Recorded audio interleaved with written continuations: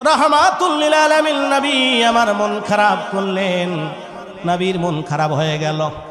আল্লাহ রাব্বুল আলামিন জিবরাইলকে ডেকে বলে, জিবরাইল রে, আমার নবীকে যদি আমি সৃষ্টি না করতাম, কিছুই সৃষ্টি করতাম না রে জিবরাইল, ওই নবী মক্কায় খানে খাবার পাশে বসে মন খারাপ করবে, এটা আমি সহ্য করতে পারি না। জিবরাইল তুমি যাও যাও, মক্কার কাফেররা যতই বিরোধিতা করুক, ষড়যন্ত্র করুক না কেন, যত বাধা দিক না কেন, যতই প্রতিবন্ধকতা সৃষ্টি করুক না কেন, ও জিবরাইল তুমি সূরা তাহা নিয়ে আমার নবীকে জানাই দিয়ে দাও।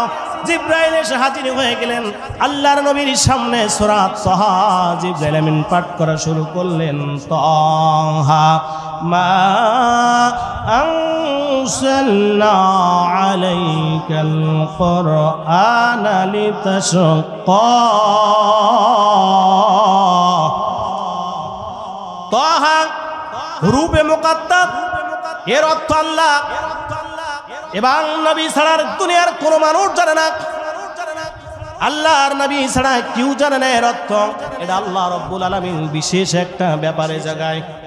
এরপরের আয়াতে, দ্বিতীয় নম্বর আয়াতে আমার আল্লাহ রাব্বুল আলামিন জানাই দেন, মা আনসালনা আলাইকাল কুরআনা লিতাশকা। জোরে কোন আল্লাহু আকবার। আল্লাহ রাব্বুল আলামিন বললেন, তোমার প্রতি আমি এই কোরআন এই জন্য অবতীর্ণ করি নাই যে তুমি কষ্ট পাবে, তুমি কষ্ট পাবে জন্য আমি আল্লাহ কোরআন নাজিল করি নাই। এখন প্রশ্ন হলো, কোরআন নাজিল হলো আল্লাহর নবীকে উপর কষ্ট করার জন্য না, কিন্তু আল্লাহর নবীর উপর কষ্ট বিভিন্ন কায়দায় কাফেররা করেছে। ইসলামকে, কোরআনকে দুনিয়ার থেকে নিভাই দিতে চেয়েছে, পেরেছে নাকি? জোরে কোন। আবু জাহেল বড় লিডার ছিল, বড় মাতব্বার ছিল, বড় চেয়ারের মালিক ছিল। আল্লাহর নবী কি দুনিয়ার থেকে বিদায় করতে চেয়েছিল। আবু জেহেল বিদায় হয়েছে, কিন্তু কোরআন বিদায় হয় নাই, নবী বিদায় হয় নাই। আল্লাহ রাব্বুল আলামিন তার দিনকে পূর্ণ করবেন, এ ওয়াদা আল্লাহর। কার? আল্লাহ রাব্বুল আলামিন পবিত্র কোরআনের 61 নম্বর সূরার নাম হলো সূরা সাফ। 28 নম্বর পারা আর 8 নম্বর আয়াতে মহান আল্লাহ রাব্বুল আলামিন বলেন, ইউরিদুনা লিয়ুতফিউ নূরাল্লাহ। আরো জোরে কোন আল্লাহু আকবার। ইউরিদুনা লিয়ুতফিউ নূরাল্লাহি বিআফওয়াহিহিম ওয়াল্লাহু মুতিম্মু নূরিহি ওয়ালাউ কারিহাল কাফিরুন। আল্লাহ রাব্বুল আলামিন বললেন, আমি আমার দ্বীনকে, ইসলামকে, কোরআনকে পরিপূর্ণ করব, যদিও এটা কাফেররা অপছন্দ করে, যদিও ভালো না মনে করে, কিন্তু আমি এটা পরিপূর্ণ করব। ওয়াদা কার? আরো জোরে কোন কার? ভাইয়ের আমার, আল্লাহর নবী রাহমাতুল লিল আলামিন নবী আমার মক্কা থেকে মদিনায় গেলেন হিজরত করে। যাওয়ার পরে, হিজরত করে যখন চলে গেল নবী আমার, যাওয়ার পরে মদিনার সবচেয়ে বড় একজন কাফের ছিল, তার নাম ছিল কাব ইবনে আশরাফ। কাব ইবনে আশরাফ সে ছিল, সে মদিনার সবচেয়ে বড় লিডার হবে, ক্ষমতাবান হবে। কিন্তু আল্লাহর নবী যাওয়ার পরে, মদিনায় হিজরত করে যাওয়ার পরে মদিনার সমস্ত মানুষগুলো আল্লাহর নবীকে মদিনার রাষ্ট্রপতির চেয়ারে বসাই দিল। কাব ইবনে আশরাফের গায়ের জ্বালা ধরে গেল, গায়ে আগুন লেগে গেল। জোরে কোন ঠিক কিনা? ইহুদি নেতা কাব ইবনে আশরাফ এবার যখন নেতা হতে পারল না, সাধারণ সমস্ত মানুষগুলো সব মুহাম্মদ রাসূলুল্লাহ সাল্লাল্লাহু আলাইহি ওয়াসাল্লামকে এক নজরে দেখার পরে বলল, কাব ইবনে আশরাফ রে, মদিনার নেতা হওয়ার যোগ্যতা তোমার মধ্যে নাই। এই যে লোকটি দেখতে পারছো মক্কা থেকে মদিনায় এসেছে আমাদের কাছে, এই লোকের চাইতে মদিনার সবচাইতে ভালো যোগ্য মানুষ এই রাষ্ট্রপতি হওয়ার মতো আর অদ্বিতীয় কেউ নাই। জোরে কোন আল্লাহু আকবার। এটা যখন বলল, বলার সঙ্গে সঙ্গে সাধারণ মানুষগুলোর উপর কাব ইবনে আশরাফ গরম হয়ে গেল। তাদের উপর বিভিন্ন কায়দায় বিভিন্ন ষড়যন্ত্র করত ইহুদি নেতা কাব ইবনে আশরাফ। এবার বলুন বন্ধুরা আমার, ইহুদিরা একবার সব নিশ্চিহ্ন হয়ে যায় নাই। পৃথিবীর মধ্যে 750 কোটি মানুষ রয়েছে, তার মধ্যে 200 কোটি হলো মুসলমান। এর মধ্যে সামান্য কিছু হলো 50 থেকে 60 লাখ হবে ইহুদি আছে। এই ইসরায়েলের ইহুদিদের জ্বালা যন্ত্রণায় সারা পৃথিবীর মুসলমান শুধু নয়, 750 কোটি মানুষ তারা এদের জ্বালা যন্ত্রণায় কেউ শান্তিতে নাই। জোরে কোন ঠিক কিনা? এরা হলো ওই জাতি, ইহুদি জাতি। এরা সবসময় পরিকল্পনা করে, সবসময় ষড়যন্ত্র করে ইসলামের বিরুদ্ধে, কোরআনের বিরুদ্ধে, দ্বীনের বিরুদ্ধে। এই ষড়যন্ত্র আজও অব্যাহত আছে। জোরে কোন ঠিক কিনা? দেখছেন না কিছুদিন আগে ফিলিস্তিনের নারী শিশু অসহায় মানুষদের প্রায় লক্ষাধিক আমার মুসলমান মা বোন ভাইদেরকে তারা শহীদ করে দিয়েছে। তাদের কোনো অস্ত্র নাই, তাদের করবছে বম নাই, কিছু নাই। এই নিরীহ মানুষগুলোদেরকে সামনে ধরে গুলি করে, কামান দিয়ে বম করে, পারমাণবিক অস্ত্র দিয়া তাদেরকে নিশ্চিহ্ন করে দিয়েছে। ওই মানুষগুলো তাদের নিশ্চিহ্ন করে দিল। প্রতিদিন 100-200 পর্যন্ত লাশের জানাজা ফিলিস্তিনি হয়েছে। জোরে কোন ঠিক কিনা? এই ইহুদি এত খারাপ জাতি বন্ধুরা আমার। এই ইহুদি নেতা তদানীন্তনকার নবীর সময় মদিনায় কাব ইবনে আশরাফ নবীর বিরুদ্ধে ষড়যন্ত্র করলো।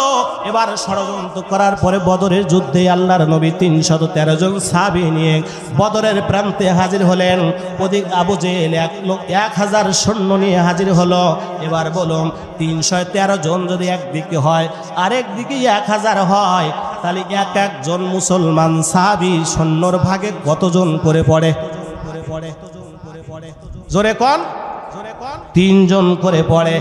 এবার কাব ইবনে আশরাফ চিন্তা করলো, যাও মক্কা থেকে উড়ে এসে জুড়ে বসে মদিনার রাষ্ট্রপতি চেয়ারে বসেছ রে মুহাম্মদ, জীবনের মতো বদরে যাও। ওই জায়গায় একজনের ভাগে 3 জন। ওরা যদি শুধু হাতটা ধরে, অস্ত্র চালানো লাগবে না, কেল্লা ফতে হয়ে যাবে বদরের প্রান্তে। এবারও খুব আনন্দ, আত্মহারা কাব ইবনে আশরাফ, আত্মহারা, আত্মভোলা, ক্ষমতার মোহে আর কোনো মোহে না।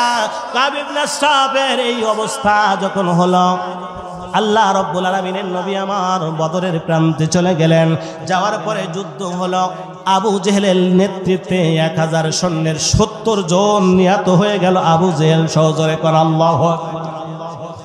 এই সংবাদ মদিনায় পৌঁছানোর সঙ্গে সঙ্গে কাব ইবনে আশরাফ বলল, হায় হায়, এটা কি মেনে নেওয়া যায়? এরা মাত্রই কজন? 313 জনে কেমনে 1000 লোকের পাড়া করলো, 70 জনের বন্দি করলো, 70 জনের একবার কতল করলো। শুধু তাই না, সবচেয়ে বড় নেতা আবু জেহেল, উতবা, সাইবা, ওয়ালিদ বিন মুগিরার মতো কোড়া গাবা বড় নেতা, এই নেতাদেরকে এরা মেরে শেষ করলো। হায় হায়, ওর তো এখন ক্ষমতার চেয়ারে যাবার আর কোনো সম্ভাবনা আছে? জোরে কোন? আর আবার বন্ধুরা আমার, ওই যে ষড়যন্ত্ররা তারা করে, ইহুদিরা এখনো করে। আল্লাহ রাব্বুল আলামিন এই কথাটি পবিত্র কোরআনের সূরা তারিক 86 নম্বর সূরা 30 নম্বর পারা 15 এবং 16 নম্বর আয়াতের মধ্যে মহান আল্লাহ তাআলা জানাই দেন, ইন্নাহুম ইয়াকিদুনা কাইদা ওয়া আকিদু কাইদা। আল্লাহ রাব্বুল আলামিন বলে, ওরা চক্রান্ত করে, ষড়যন্ত্র করে, আমি আল্লাহ কৌশল অবলম্বন করি। আমার কৌশলের কাছে পৃথিবীর কোন মানুষের কৌশল চলে? জোরে কোন? চলে না ভাইয়ের আমার। নবী আমার যখন বদরের থেকে মদিনার দিকে রওনা হয়েছেন, কাব ইবনে আশরাফ চলে গেলেন কদমে কদমে মক্কায় যায় সমস্ত মানুষদেরকে জানাই দিলেন, যারা এই বদরের প্রান্তে যে 70 জন নিহত হয়েছেন ওদের পরিবারকে বলল, তোমরা এখনো বাড়ি বসে আছো, তোমরা এখনো প্রতিশোধ নিবা না? তোমাদের স্বজনদের মেরে কচু কাটা করে ফেলালো, আবার 70 জনের সারা রাত বাইন্ধে বন্দি করে রাখলো। তোমরা এত লোক থাকতে মদিনায় ঝাঁপিয়ে পড়া, যত ইহুদি লাগে আমি দিয়ে সহযোগিতা করব। মদিনার থেকে মুহাম্মাদের কল্লা কাটো, আমরা সহযোগিতা করব। এই ছিল বড় কবি কাব ইবনে আশরাফ, বড় মানের কবি ছিল। বড় লম্বা আকৃতির মানুষ ছিল, স্বাস্থ্য মোটা ছিল, বাবরি চুল ছিল, অত্যন্ত সুপুরুষ ছিল কাব ইবনে আশরাফ। এই কাব ইবনে আশরাফ বড় উচ্চমানের কবি, সে এমন সুন্দর করে কবিতা আবৃত্তি করতো ওদের সামনে যে মক্কায় ওই সমস্ত মানুষদেরকে নিজেও কান্ত কবিতা পড়তে পড়তে আর সমস্ত যারা নিহত হয়েছে তাদের স্বজনদের কাঁদাইতো। কাঁদাতে কাঁদাতে খানে কাবায় নিয়ে কাবা শরীফের গিলাফ ধরে বলল, তোমাদের কথা আমি বিশ্বাস করি না, তোমরা মদিনায় আক্রমণ করবা, তোমরা খানে কাবার গিলাফ ধরে শপথ করো, তোমরা অল্প অল্প দিনের ভিতরে মদিনায় আক্রমণ করবে। এই কথা বলে শপথ করলো। জাহিলা যুগ খানে কাবায় মানুষ উলাঙ্গ তাওয়াফ করত, কিন্তু ভাইরা আমার ওই তাও উলাঙ্গ করলো ওরা, কিন্তু ওই যে খানে কাবায় যেটা কসম কাটতো ওই কসম ওরা বরখেলাপ করতো না, এটা বলতো না। বন্ধুরা আমার, আব্বা জানেন আমার, এবার ওইটা নিয়ে সে মক্কায় থেকে মদিনায় চলে আসলো। আসার পর আল্লাহ নবীর বিরুদ্ধে সাহাবীদের বিরুদ্ধে বিভিন্ন কটূক্তি করতো, খারাপ কথা বাজে মন্তব্য করতো। নবীর সাহাবীরা কান্ত আর বলতো, ইয়া রাসূলুল্লাহ, ইয়া হাবিবাল্লাহ, আমাদের বিরুদ্ধে দেখুন কাব ইবনে আশরাফ কত বাজে কবিতা লেখে, কত বাজে খারাপ কথা বলে বলে মানুষদেরকে শোনায়, আমাদের নারীদেরকেও বিভিন্ন খারাপ ভর্ৎসনামূলক কবিতা সে পাঠ করে। ইয়া রাসূলুল্লাহ, হাবিবাল্লাহ, নবী আমার বলে, সাহাবীরা তোমরা ধৈর্য ধরো, কারণ আল্লাহ রাব্বুল আলামিন বলেন, ইন্নাল্লাহা মা'আস সাবিরিন। আল্লাহ রাব্বুল আলামিন ধৈর্যশীলদের পছন্দ করে, জোরে কোন ঠিক কিনা? বন্ধুরা আমার, আল্লাহর নবী কথা বলল, বলার পরে কাব ইবনে আশরাফ অতিমাত্রায় সে দুষ্টামি শুরু করলো, চক্রান্ত শুরু করলো, কৌশল অবলম্বন করলো। নবী আমার বললেন, কাব ইবনে আশরাফের বিরুদ্ধে তোমরা কিছু বলো না, সবর করো, সবর করো, আল্লাহ তোমাদের ধৈর্য পরীক্ষা নিতেছেন, সবর করো। এইদিকে সমস্ত কলা কৌশল যখন ব্যর্থ হয়ে গেল, কারণ আল্লাহ রাব্বুল আলামিন পবিত্র কোরআনে 3 নম্বর সূরার নাম হলো সূরা আল ইমরান, 3 নম্বর পারার 54 নম্বর আয়াতে আল্লাহ জানাই দেন, ওয়া মাকারু ওয়া মাকারাল্লাহ ওয়াল্লাহু খায়রুল মাকিরিন। আল্লাহ রাব্বুল আলামিন জানাই দিলেন, ওরা চক্রান্ত করে, ষড়যন্ত্র করে। নবী আমার, আপনি শুনে নেন, আপনার সাহাবীদেরকে কিয়ামত পর্যন্ত ঘোষণা দিয়ে দেন আমার এই বাণীর মাধ্যমে। সেটা হলো, তারা যতই চক্রান্ত করবে কোরআনের বিরুদ্ধে, ইসলামের বিরুদ্ধে, দ্বীনের বিরুদ্ধে, ওদের চক্রান্ত ষড়যন্ত্র কোনোদিন সফল হবে না, কারণ আমি হলাম সবচেয়ে বড় কৌশলী। জোরে কোন আল্লাহু আকবার। ভাইরা আমার, বিশ্বনবী রাহমাতুল লিল আলামিন সরকারে দো আলম, দয়ার নবী, মায়ের নবী, নবী আমার যখন এই মদিনার মধ্যে আছেন, এবার কাব ইবনে আশরাফ দেখলো বিভিন্ন কায়দায় ষড়যন্ত্র করলাম, কৌশল করলাম, কিন্তু রসুল খেপে না, মুহাম্মদ খেপে যায় না। এই জন্য এবার নবীর কাছে এসে বলল, মুহাম্মদ রে, এতদিন যত কথা বলেছি, যত চক্রান্ত করেছি, যা করেছি সব বাদ দাও, তোমার সাথে এবার মিলমিশ করে একসাথে মদিনায় থাকতে চাই, আমি রাষ্ট্রপতি হতে চাই না। রসুল বললেন, তাহলে ঠিক আছে, ভালো কথা, যখন আজ ঝামেলা ঝঞ্ঝাট করবেন না, ভালো কথা, অসুবিধে নাই। বলল, ঠিক আছে, তাহলে আমরা যে দুইজনে একসাথে মিলে গেলাম, এর জন্য আগামীকাল দুপুরবেলা আমার বাসায় নবী তোমার দাওয়াত, দুপুরে কিছু খানা পিনা করাবো, আমার বাড়িতে তুমি মেহমান হবো, আমি মেজবানি করব। ভাইরা আমার, বন্ধুরা আমার, এই কথা বলার পরে নবীকে বললেন, খবরদার খবরদার, আপনি একা যাবেন। কয়জন যাবে? একা যাবেন। ভাইরা আমার, বন্ধুরা আমার, আল্লাহর নবীকে একা যেতে বললেন। পরের দিন নবী আমার কাব ইবনে আশরাফের বাড়ির ভিতরে ঢুকলেন, ঘরের তার ভিতরে নির্দিষ্ট জায়গার ভিতরে ঢুকলেন। ঢোকার পরে দেখলেন চতুর্দিকে ঘরের 15 জন লোক দাঁড়ানো, তাদের হাতে বড় বড় তরবারি নিয়ে দাঁড়ানো। কাব ইবনে আশরাফ এখানে নাই। নবীর আর বুঝতে দেরি হয় নাই। কাব ইবনে আশরাফ মহাপরিকল্পনা করে, ষড়যন্ত্র করে এই জায়গায় নিয়ে আসলো। আল্লাহর নবী জানতে আর অসুবিধা হলো না, বুঝতে অসুবিধা হলো না। এজন্য তো নবীকে একাষ্টে বলল, গত রাত্রে আল্লাহ নবীর বিরুদ্ধে সে এই পুনর্জন নিয়া একটা বৈঠক করেছিল, যেখানে দরজা জানলা সবগুলো বন্ধ করা ছিল। কারণ হলো একটাই, সেটা হলো তার স্ত্রী কাব ইবনে আশরাফের স্ত্রী পর্যন্ত ভিতরে নেয় নাই, কারণ এই কথাগুলো যেন দুনিয়ার কোনো মানুষ জানতে না পারে, তারই চক্রান্ত যেন কেউ না জানতে পারে। এই জন্য সেই পরিকল্পনা গ্রহণ করলো। করার পরে কারণ মহিল সে চিন্তা করলো, যদি আমার স্ত্রীর বলি তাহলে সকালে আউট হয়ে যাবে, চারিদিকে সকালেই আউট হয়ে যাবে, শারীরিক ছড়াই যাবে। এই জন্য সে বলল না। ভার আমার, দেখবেন যদি আপনার রাত্রে পেটে ব্যথা করে আর বললেন যে স্ত্রী আমার এই বাথরুম হয়েছে রাতে এই 3টের সময়, যেন মুরগির পাখনার মতো কি একটা বের হয়ে গেল, মনে হয় তুমি গোশ ঠিক মুরগি মনে হয় ঠিকঠাক মতো পশমগুলো মনে হয় এ কারণে একটু পাখনার মতো দেখা গেল, এটা তুমি কারোর সাথে বলো না, মান সম্মানের ব্যাপার। সকাল হতি না হতি দেখবেন ও যার সাথে বলবে, যা বউ শুনেছি আমার ছেলের বাবের আজকে রাত্রি পায়খানা গেছে, একটা মুরগির পাখনা বের হয়েছে।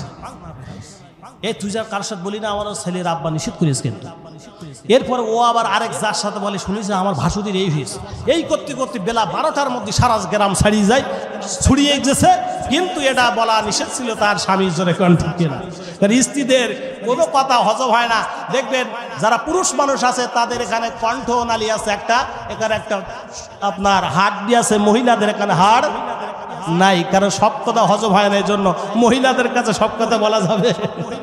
ভাইরা আমার, বন্ধুরা আমার, কাব ইবনে আশরাফ এই জন্য তার স্ত্রীকে ভিতরে নিল না।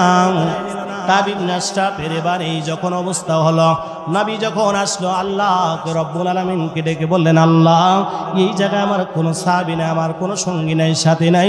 আল্লাহ আমার এই জায়গা তো কেউ নাই রে মালিক, তুমি ছাড়া কেউ নাই। এখান থেকে ফিরে যাওয়ার কোনো উপায়? কারণ চতুর্দিকে তো সব তরবারি নিয়ে রুখে আছে। আল্লাহ রব্বুল আলামিন আমার এখান থেকে তো বের হওয়ার কোনো উপায় নাই। আল্লাহ রব্বুল আলামিন কোরআনের মধ্যে এটা জানাই দিলেন, মাতা নাসরুল্লাহ, আলা ইন্না নাসরুল্লাহিল করিব। জোরে বলেন আল্লাহু আকবার। আল্লাহর সাহায্য কখন আসবে? আল্লাহর সাহায্য তিনি কোটি। জিবরাইল আমিনকে আল্লাহ রব্বুল আলামিন পাঠিয়ে দিয়ে বললেন, জিবরাইল আর দেরি করো না, কালকে ভুল করো না। জিবরাইল তুমি যাও যাও যাও, জিবরাইল দেরি করো না, এই মুহূর্তে তুমি চলে যাও, যে আমার নবীকে ওখান থেকে তুমি বের করে হেফাজত করে নিয়ে চলে যাও। জিবরাইল আমিন আসলেন। আসার পরে আল্লাহর নবী রাহমাতুল লিল আলামিন নবী আমার দাঁড়ানো, জিবরাইল হাজির হয়ে গেল। জিবরাইল যে বলছে, রাসূলুল্লাহ, হাবিবাল্লাহ, আপনি এই মুহূর্তে জেনেছেন আল্লাহ রব্বুল আলামিন আমাকে পাঠিয়েছেন আপনাকে কতল করার জন্য। বাহানা করে, তাল বাহানা করে, সিস্টেম করে, কৌশল করে কাব ইবনে আশরাফ আপনাকে জায়গায় হাজির করেছেন। অতএব আপনাকে এখান থেকে তো বের হওয়ার কোনো সুযোগ নাই। নবী আবার বলেন, জিবরাইল ভাই, এই জায়গা থেকে আমি কেমন করে বের হব রে? সঙ্গে সঙ্গে জিবরাইল আমিন বলেন, ইয়া রাসূলুল্লাহ, ইয়া হাবিবাল্লাহ, আপনি চিন্তা করবেন না, চিন্তা করবেন না নবী আমার। সেটা হলো আমার আল্লাহ রব্বুল আলামিন 600 পাখা দিয়েছেন। এই 600 পাখার ভিতর থেকে একটা পাখা দিয়ে আপনার এখানে আসতে 1 সেকেন্ড সময় লাগে। জোরে কোন আল্লাহু আকবার। অতএব আমার কাছে 600 পাখা আছে, চিন্তার কোনো কারণ নাই। এবার নবী আমার বললেন, নবী কি বললেন? নবী আমার পাখাগুলো আমি পাখা খেলাই দিলাম, মাত্র একটা ব্যবহার করবো, এখনো 599টা আমার ব্যবহার করার প্রয়োজন হবে না। অতএব আপনি আমার পাখার নিচেই চলে আসুন। নবী আমার পাখার নিচে আসলেন। জিবরাইলের নবী পাখার নিচে দিয়ে, জিবরাইলের পাখার নিচে দিয়ে বের হতে লাগলেন। বের হতে হতে সামনে যখন অগ্রসর হয়েছেন, নবী আমার সামনের দিকে যায়। ওই সমস্ত 15 জন ইহুদি লিডার যাদের হাতে তরবারি রয়েছে, তারা কি করতে চায়? কোপ মারতে চায়, কতল করতে চায় রে ভাই। যারা কেবলমাত্র হাত উঁচু করেছে, করার সঙ্গে সঙ্গে হাত এদিকেও যায় না, পিছনেও যায় না, প্যারালাইসিস করে দিয়েছেন। কি আরো জোরে কোন? এবার ওরা চিন্তা করে, হায় হায় কাব ইবনে আশরাফ আমাদেরকে এখানে তরবারি দিয়ে রেখে গেল, যদি মুহাম্মদ বের হয়ে যায় তাহলে কাব ইবনে আশরাফ বড় লিডার, বড় নেতা, আমাদের কল্লে একটারও রাখবে না যে তোদের 15 জনের মধ্যে থেকে মুহাম্মদ একা, হাতে তরবারি নাই, কিছু নাই, বের হয়ে গেল কেমনে? তাই এই জন্য তারা যখন এই চিন্তা চেতনা নিয়ে তাদের মধ্যে ভয় ভীতি কাজ করছে, পরে চিন্তা করলে এই হাত মনে হয় কি দেখি বাম হাতটা দেখি কাজ করে কিনা, বাম হাত নাড়াছাড়া দেয়, কাজ হয়। এবার বাম হাতে তরবারি নিয়ে যেই বাম হাত দিয়ে টানতে গেছে সেই বাম হাত আর কাজ করে না, এদিকে যায় না এদিকে যায় না, বাম হাত একবার খাড়া হয়ে থাকলো। বন্ধুরা আমার, এবার চিন্তা করলো হলো কি রে, এই দুই হাত যখন যেটাই তরবারি নাই হাত অবিশ হয়ে যায়, এই ক্ষমতার মালিক কে? আরো জোরে কোন কে? মহান রব্বুল আলামিন তাদের হাতকে প্যারালাইসিস করে দিল, যেখানে দাঁড়াইছিল। চিন্তা করলো তরবারি ফিলিতে পাজা করে ধরে রাখি, যাতে কাব ইবনে আশরাফে আসলে আমরা বলতে পারি দেখো চলে যাচ্ছিল, অস্ত্র কাজ করছিলাম, পাজা করে ধরে রাখছে। কিন্তু ভাইরা আবার তারা যখন এই চিন্তা নিয়ে সামনের দিকে যখন তাদের ডান কদমটা ফেলতে গিয়েছে, সঙ্গে সঙ্গে ডান কদম আর কাজ করে না, প্যারালাইসিস হয়ে গেছে। চিন্তা করে বাম পা দিয়ে দেখি ঢোকা যায় কিনা, সামনে যাওয়া যায় কিনা, বাম পা অকেজ হয়ে গেল। চিন্তা করলো দেখি একবার হামুগুড়ি দিয়ে যাওয়া যায় কিনা, যখন দুই হাঁটু আর দুই হাত দিয়ে যায় তাও অকেজ রে ভাই। দেখবেন রাস্তায় দুই একজন ফকির আপনার হাত পা নাই, গোড়াগড়ি দিয়ে ভিক্ষে করে ভাই, জোরে কোন ঠিক কিনা? ওরা চিন্তা করলো হামুগুড়ি দিয়ে দেখি একটু সামনে যাওয়া যায় কি, পাটা ধরে রাখা যায় কিনা, মোহাম্মদের জোরে কোন নাউজুবিল্লাহ।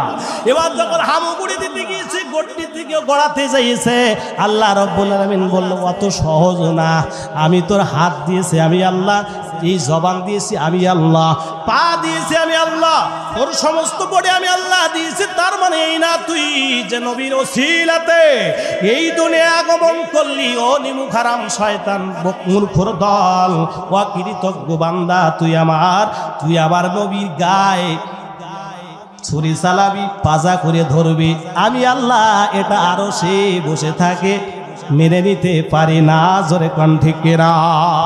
ভাইরা আমার, বন্ধুরা আমার, এবার কাব ইবনে আশরাফের এখান থেকে নবী আমার জিব্রাইলের পাখার নিচে করে বের হয়ে চলে আসলেন। মসজিদে নববীতে এসে নবী আমার বললেন, সাহাবেরা আমার আজকে কাব ইবনে আশরাফ এই হত্যার ষড়যন্ত্র করেছিল, এই অবস্থা হয়েছে, কে আছো তোমাদের মধ্যে এই ইহুদি জাতি, ইহুদি বড় নেতা কাব ইবনে আশরাফের কল্লা ফেলাতে পারবা? আল্লাহ রাব্বুল আলামিন নবী আমার এই হাদিসের মধ্যে কথাগুলো আছে। হাদাসানা আলী ইবনে আব্দুল্লাহ হাদাসানা সুফিয়ান ক্বালা ওমর সামিতু জাবির ইবনে আব্দুল্লাহ রাদিয়াল্লাহু আনহুমা ইয়াকুল ক্বালা রাসূলুল্লাহ সাল্লাল্লাহু আলাইহি ওয়াসাল্লাম লিল কাব ইবনে আশরাফ ফাইন্নাহু ক্বাদ আদাল্লা রাসূলুহু ফাকামা মুহাম্মদ ইবনে মাসলামা ফাকালা ইয়া রাসূলুল্লাহ আতুহিব্বু আন আক্তুলা ক্বালা নাম, জোরে কোন আল্লাহু আকবার।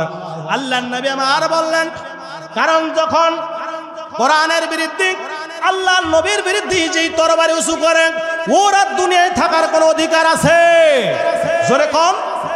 যারা আল্লাহর বিরুদ্ধে, নবীর বিরুদ্ধে, কোরআনের বিরুদ্ধে, যারা নবীকে দুনিয়াতে বিদায় করে দিতে চায়, ওদের এই আল্লাহর দুনিয়ায় থাকার কোনো অধিকার নাই, জোরে কোন ঠিক কিনা?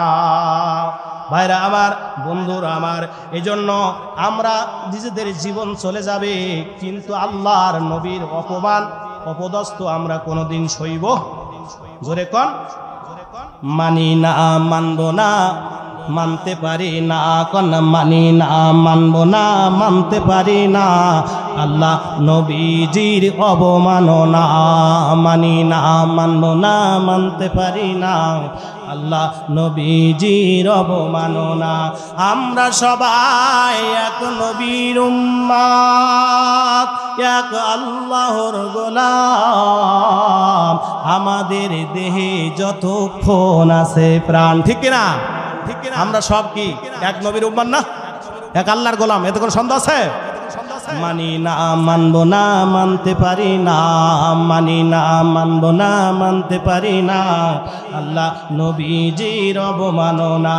আমরা সবাই এক নবীর উম্মত, এক আল্লাহর গোলাম, আমাদের দেহে যত খুন আছে প্রাণ, আমাদের রক্তে কণিকায় আছে মিশে আল্লাহ নবীর নাম, আমাদের দমে দমে নিঃশ্বাসে নিঃশ্বাসে জপি আল্লাহর নাম। মানি না, মানব না, মানতে পারি না আল্লাহ নবীজির অবমাননা। ঠিক কিনা? ভাইয়ের আমার, বন্ধুরা আমার, এবার কাব ইবনে আশরাফ বলল, কে আছে না এই পাপিষ্ঠকে আর বেঁচে থাকার সুযোগ দেওয়া যায় না, এই দুনিয়ায় থাকার সুযোগ দেওয়া যায় না। বন্ধুরা আমার, কাব ইবনে আশরাফকে কে পারবে হত্যা করতে? মুহাম্মদ ইবনে মাসলামা রাদিয়াল্লাহু তাআলা দাঁড়ায় বলেন, ইয়া রাসূলুল্লাহ, হাবিবাল্লাহ, আপনি যদি চান এই নাদান পাপিষ্ঠ যিনি আপনাকে হত্যা করতে চেয়েছে, দুনিয়াতে বিদায় করতে চেয়েছে, আমি ওই কাব ইবনে আশরাফকে দুনিয়াতে বিদায় করে এর বল্লা নিতে চাই। জোরে কোন আল্লাহু আকবার, নারায়ে তাকবীর।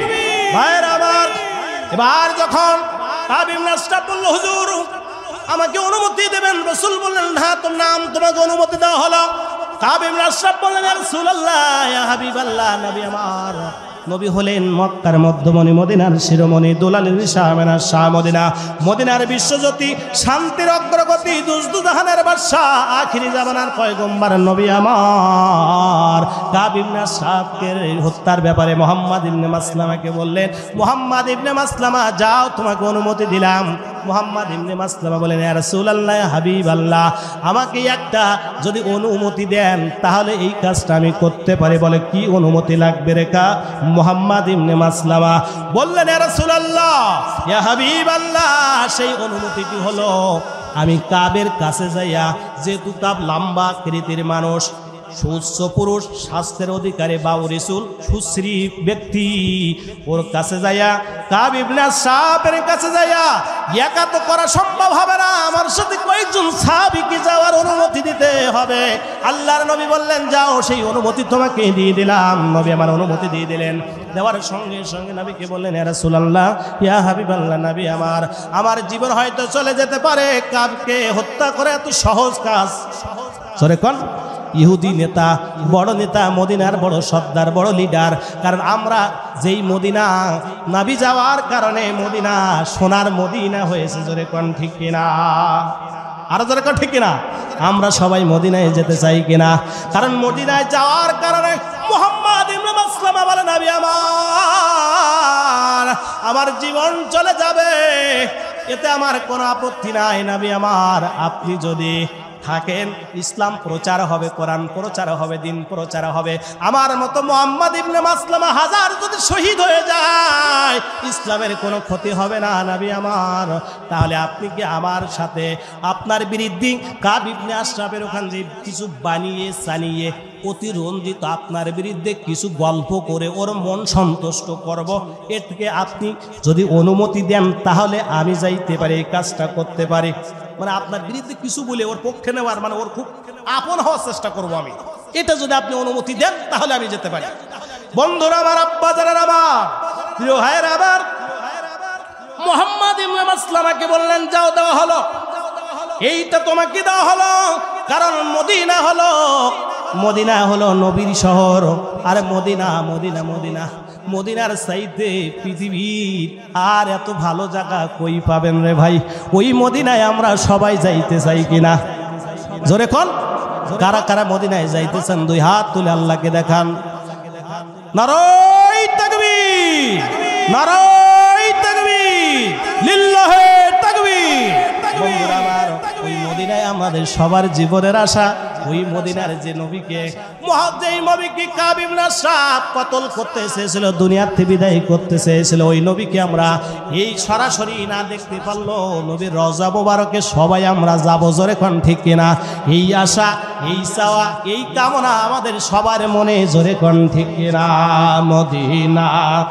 মদিনা যাইতে পারলাম না, মদিনা দেখিতে পারলাম না, মদিনা যাইতে পারলাম না, মদিনা দেখিতে পারলাম না। আমি অসহায় তাই এত দূরে রই কন্যা, আমি অসহায় তাই এত দূরে রই, আমি অসহায় তাই এত দূরে রই শুধু সালাম জানাই মদিনা যাইতে পারলাম না মদিনা দেখিতে পারলাম না মদিনা নাম কত সুন্দর মদিনা কেড়েছে অন্তর মদিনা নাম কত সুন্দর মদিনা কেড়েছে অন্তর ওই মদিনার পথের ধুলি আমি মাখতে পারলাম না মদিনা যাইতে পারলাম না মদিনা দেখিতে পারলাম না মদিনা নাম কত মধুর মদিনা আরো যে কত দূর পাখির নাই ডানা থাকলে যাইতাম মদিনা মদিনা যাইতে পারলাম না মদিনা দেখিতে পারলাম না আমি অসহায় তাই এত দূরে রই আমি অসহায় তাই এত দূরে রই শুধুই সালাম জানাই মদিনা যাইতে পারলাম না মদিনা দেখিতে পারলাম না ঠিক না ভাইরা বার মুহাম্মদ ইবনে মাসলামা রাদিয়াল্লাহু তাআলা আনহু কাব ইবনে আশরাফের বাড়ি যে বলছে লিডার আমরা দুইজন তোমার কাছে এসেছি বড় বিপদে পড়ে বলে কি বিপদ রে বড় বড় বিপদে পড়েছি বলে কি বিপদে পড়ে আসলা রে বলল আসলাম আমরা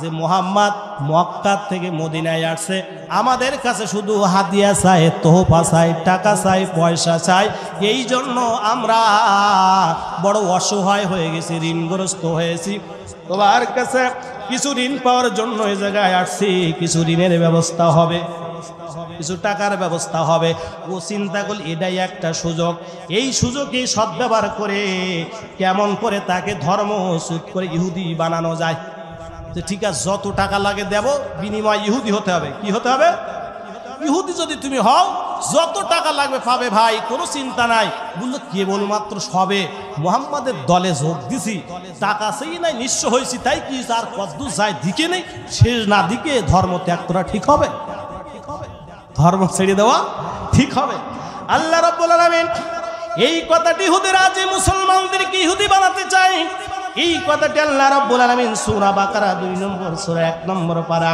135 নম্বর আয়াতের মধ্যে আল্লাহ তাআলা জানাই দিলেন ওয়া ক্বালু কুনু হুদান জোরে কোন আল্লাহু আকবার তোমরা ইহুদি হয়ে যাও কাব ইবনে আশরাফ বলল তোমরা ইহুদি হয়ে যাও বন্ধুরা আমার এবার বলল কাব ইবনে আশরাফ বলল তোমরা কেন ওই লোকটার পিছনে দৌড়াও সেই লোকটি ওয়াকালু মালি হাদার রাসূল ইয়াকুলু তুআম ওয়া ইয়ামশি ফিল আসাক তোমরা এমন লোককে কেন তোমরা রাসূল মনে নিয়েছো যে সাধারণ মানুষের মধ্যে খানা পিনা করে খায় আবার বাজারে হেঁটে বেড়ায় বলে তোমার অসুবিধা কি রে কাপ বলে বাজারে যায় যত লোক ওই মুহাম্মাদের দেখে তারা ইসলাম গ্রহণ করে আমার দলের ইহুদিয়া থাকতেছে না তাই বললো তোমার অসুবিধা কি বলেছে নবী হয় সে কি বাজারে যাওয়ার দরকার আছে সে আবার খাবে কেন আমার মতো খাবে কেন নবীর তো সব কাজ না শুধু তাই না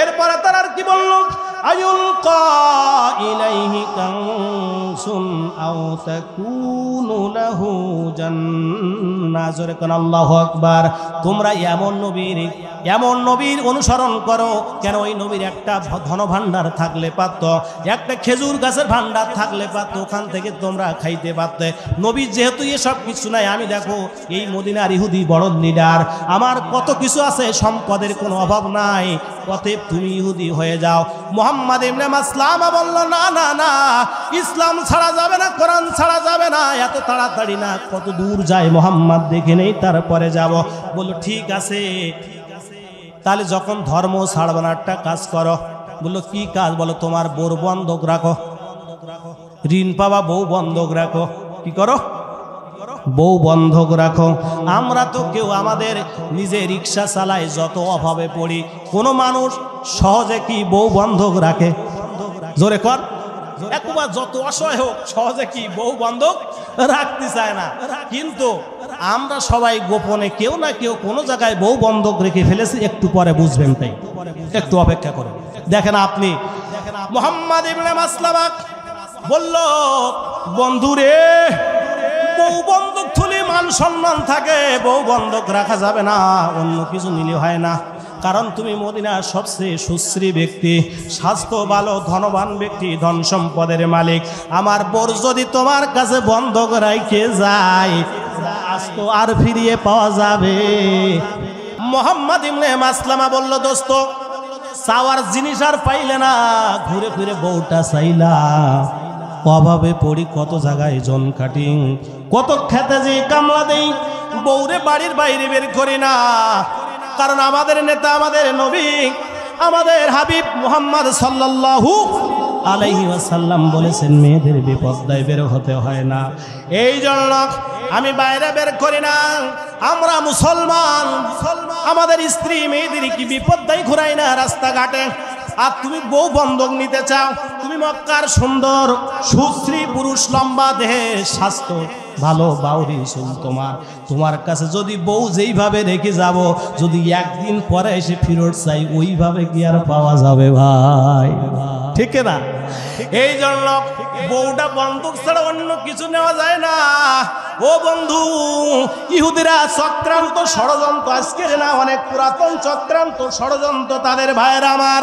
কিন্তু দেখবেন এরা ইহুদি জাতিকে আল্লাহ রাব্বুল আলামিন বললেন, হে ইহুদি জাতি, তোমরা খবরদার সুদ খেও না, সুদ খেও না। আল্লাহ রাব্বুল আলামিন পবিত্র কোরআনুল কারীমে 4 নম্বর সূরার নাম সূরা নিসা 6 নম্বর পারার 161 নম্বর আয়াতে এই কথাটি জানাই দিলেন আল্লাহ রাব্বুল আলামিন। তাওরাতে যেই কথাটি মুসা আলাইহিস সালামের উপর নাজিল করেছিলেন, ওয়াখুযিহুমুর রিবা ওয়া ক্বাদ নুহু আনহু ওয়া কুলিহিম। জোরে করে আল্লাহু আকবার। আল্লাহ রাব্বুল আলামিন বললেন, ইহুদি জাতি তোমরা খবরদার সুদ খাবে না। কি করবে না? সুদ খাবে না। এবার ওদের যে ধর্মযাজক আছে, ওই ধর্মযাজক এবার ব্যাখ্যা দিল। ধর্মযাজকের নাম হলো রাব নামক একজন ধর্মযাজক ছিল তদনীন্তন সময়। সে বলল, ইহুদি জাতি কোনো চিন্তার কারণ নাই, আমি যেহেতু বেঁচে আছি, বুদ্ধির কোনো অভাব আমার কাছে নাই, চিন্তার কোনো কারণ নাই, ভয়ের কোনো কারণ নাই। কারণ ওরা হলো সুদখোর জাতি, ইহুদি জাতি। বলল, আল্লাহ বলেছে সুদ খেও না, তাহলে আমরা ইহুদিদের মধ্যে সুদ খাবো না, সুদ খ্রিস্টানদের কাছ থেকে নেব, সুদ খ্রিস্টানদের কাছ থেকে নেব, অন্যদের কাছ থেকে সুদের টাকা নেব, আমরা সুদ খাবো না। দেখছেন বুদ্ধিটা, দেখলেন তো, যে আমরা সুদ খাবো না। সুদ ইহুদিরা, খ্রিস্টানরা আসবে, ওদের কাছ থেকে সুদ নেবো, অন্য ধর্মের লোক আসবে, উভো কাছ থেকে সুদ নেবো, আমরা সুদ খাবো না। তাহলে তো আল্লাহর কোন আয়াতের আমরা ওভারটেক করলাম না। বুদ্ধি দেখেন ভাইরা। এবার বন্ধুরা আমার, প্রিয় আব্বা যারা আমার, ইহুদি জাতিরা এই চক্রান্ত ষড়যন্ত্র সেই সময় থেকে অদ্যকাল পর্যন্ত তারা থেমে নাই, বসে নাই। এবার বলুন তো প্রিয় বন্ধুরা আমার, প্রিয় ভাইয়েরা আবার, আমি আপনাদের কাছে একটি কথা জানতে চাই, সেটা বলুন তো দেখি। আমাদের ঘরে ঘরে এনজিও ঢুকে পড়েছে, জোরে কোন ঠিক কিনা? আরো জোরে কোন ঠিক কিনা? এনজিওরা ঘরে ঘরে ঢুকছে, টাকা নেই আমরা, কিন্তু বন্ধক রাখা লাগে আপনার আমার স্ত্রীর, কারণ মহিলা ছাড়া টাকা ওঠে। জোরে কোন ওঠে নাকি? মহিলা ছাড়া টাকা ওঠে না। কারণ ওই যে কাব ইবনে আশরাফ, ইহুদি জাতি, সুদ খাওয়া জাতি, ওদের দেখলো মুসলমানদের একটু সহজে পটকানো যাবে না, এজন্য ওই মহিলাদের যদি বেপর্দা করা যায়, এনজিওর কর্মীর সামনে যদি আড্ডা দেওয়া যায়, প্রতি সপ্তাহে সপ্তাহে হাজিরি করা যায়, ওই ফ্যাক্টরির থেকে মাল বের হবে যা সব 2 নম্বর। ওরা পরে আর আমাদের ইহুদি বানানো লাগবে, ওরা এমনি ধর্ম ছেড়ে চলে যাবে। ঠিক কিনা বন্ধুরা আমার? এই জন্য ইহুদিরা এই চক্রান্ত করেছে। আমাদের মহিলাদের আমরা কিস্তি টানি, কিন্তু আমাদের কাছ থেকে কিস্তি নেয় না। সপ্তাহে ভাবির যেই বসা থাকা লাগে, বসে থাকা লাগবে, এনজিও কর্মী যত খাস গল্প করবেন, তারপরে টাকা নেবে। আপনি যদি দিতে যান, বলে ভাই দেওয়া লাগবে না, আপনি ভাবির পাঠিয়ে দিয়েন। এরকম নাই তো, এরকম নাই তো। ওই দেখা যায় চাল গাছ, ওই দেখা ওইখানেতে গা, ওইখানে তো বাস করে এনজিওদের চা। এনজিও তোদের কাজ কি? কাজটা আমরা বুঝি না।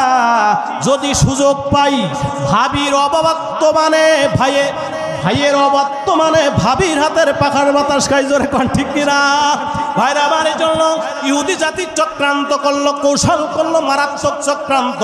বলল মুহাম্মদ ইবনে মাসলামা তোমার বউটা বন্ধক রাখুন। বলল না না না না, মুসলমান কোনোদিন তাদের বউ বন্ধক রাখতে পারে না।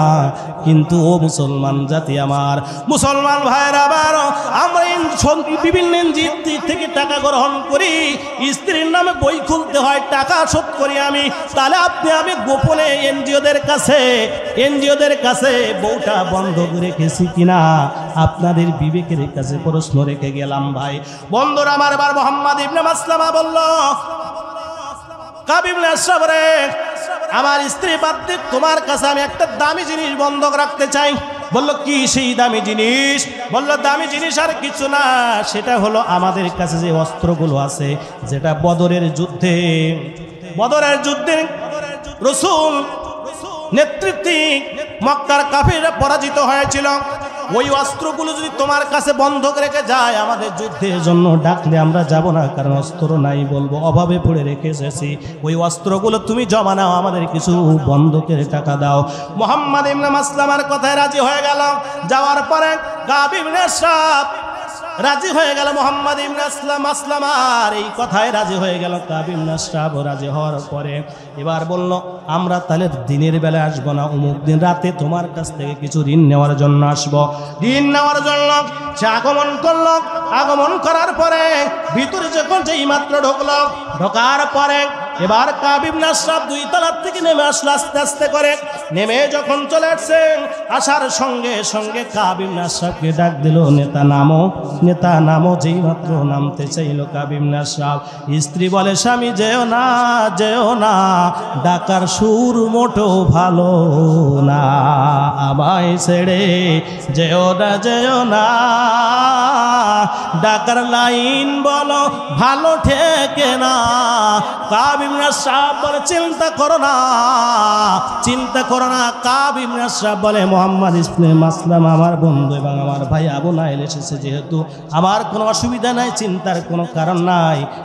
যখন কাব ইবনে আশরাফ নিচে নেমে আসলো, মুহাম্মদ ইবনে মাসলামা বলল বন্ধুরে আমি শুধু 2 জন ঋণ নেব না, আরো 3 জন আছে, গেটের বাইরে যদি অনুমতি দাও 5 জনে মিলে আজকে অস্ত্র বন্ধ রেখে ঋণ নিয়ে চলে যেতে চাই। এই 5 জন আছে, যদি অনুমতি দাও 5 জন নিয়ে একসাথে ঋণ নিয়ে বের হয়ে যাব। এবার ওই 3 জনকে অনুমতি দিলে 3 জন ঢুকে পড়লেন ভিতরে। ঢোকার পরে এবার মুহাম্মদ ইবনে মাসলামা বলল বন্ধুরে তোমার গায়ে এত সুঘ্রাণ সেন বের হচ্ছে, জীবনে এত সুঘ্রাণ সেন কোনোদিন শুনি নাই। এই কথা যখন বলেছে, বলার সঙ্গে সঙ্গে বলছে আপনার মাথাটা একটু আমি সুঘ্রাণ নিতে চাই, একটু মাথা নিচু করো। কাব ইবনে আশরাফ মাথা নিচু করলেন। মুহাম্মদ ইবনে মাসলামা কাবের মাথা সুঘ্রাণ শোনার পরে বলল আমার যারা সাথীবর্গ আছে এদের একটু শুকানো যায় না? বলে হ্যাঁ যাই। ওদের শুকাতে দিলেন। দেওয়ার পরে এবার বললো দোস্ত একবার শুকলাম, আর এই ঋণ নেওয়ার জন্য আজ জীবনে ঋণ শোধ না করতে পারলে তো আসতে পারো না, টাকা পয়সা জোগাড় করে তো আসতে হবে। অতএব আজকে আর একবার একটু শুকে যায়, জীবনের শেষ সকাল, এই ঘ্রাণটা একটু নিজে, এটা আমি জীবনে কোনোদিন পাইনি সুঘ্রাণ। এবার মুহাম্মদ ইবনে মাসলামা এই দাবি করলেন, আর কাব ইবনে আশরাফ রাজি হলেন।